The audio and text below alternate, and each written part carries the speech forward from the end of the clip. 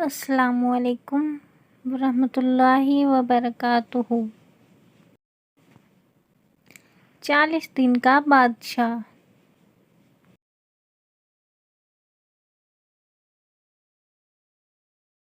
پرانے زمانے کی بات ہے کہ ملک فارس پر ایک بادشاہ حکومت کرتا تھا۔ وہ بہت پریشان رہتا تھا کیونکہ ملک میں چوری اور ڈکیتی عام تھی۔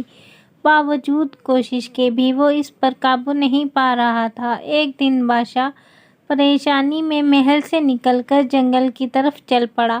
اس نے دیکھا کہ ایک لکڑہارا بہت محنت سے لکڑیاں کاٹ رہا ہے۔ لکڑہارا بادشاہ کو دیکھ کر اس کے پاس آیا اور کہنے لگا، بادشاہ سلامت، آپ کسی شاہی سواری میں نہیں آئے؟ بادشاہ نے اپنی پریشانی کی وجہ بتائی تو اس نے کہا، اگر آپ اجازت دیں تو میں کچھ عرض کروں۔ بادشاہ نے سر ہلایا تو وہ بولا، آپ مجھے کچھ دن ملک پر حکمرانی کی اجازت دیں، مجھے امید ہے کہ یہ برائی ختم ہو جائے گی۔ بادشاہ نے اسے بخوشی اجازت دے دی۔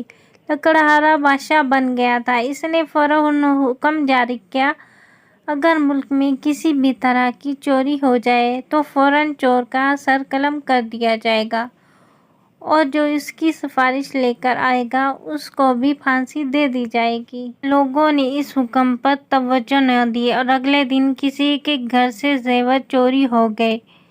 بادشاہ نے حکم دیا، چور کو فوراً پکڑا جائے اور سپاہیوں سے کہا کہ اگر چور پکڑنے میں ناکام ہوئے تو ان کی جگہ تمہیں پھانسی دے دی جائے گی۔ کچھ روز گزرنے کے بعد سپاہی چور پکڑنے میں کامیاب ہو گئے۔ انہیں جیل میں بند کر دیا گیا۔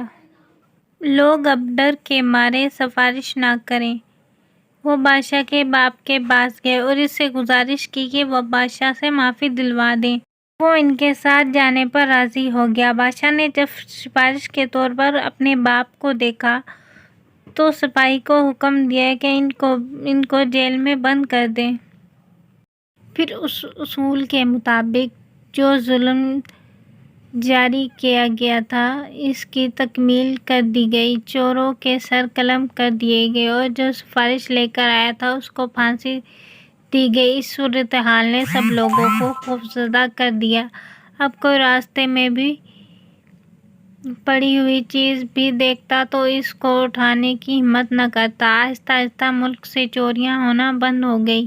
40 روز بعد بادشاہ لکڑہارے نے پہلے بادشاہ کو بلایا اور سلطنت کا نظام اس کے حوالے کر دیا۔ بادشاہ اس کی حکمرانی اور اصول پرستی سے اتنا خوش ہوا کہ اس کو اپنا وزیر مقرر کر دیا۔ پیارے بچوں، کسی بھی سلطنت یا حکومت کا نظام چلانے کا ذمہ دار حکمران ہوتا ہے۔ اگر وہ اپنے اصول اور قوانین کو مد نظر رکھ کر کام کرے تو ہر برائی کو ختم کر سکتا ہے۔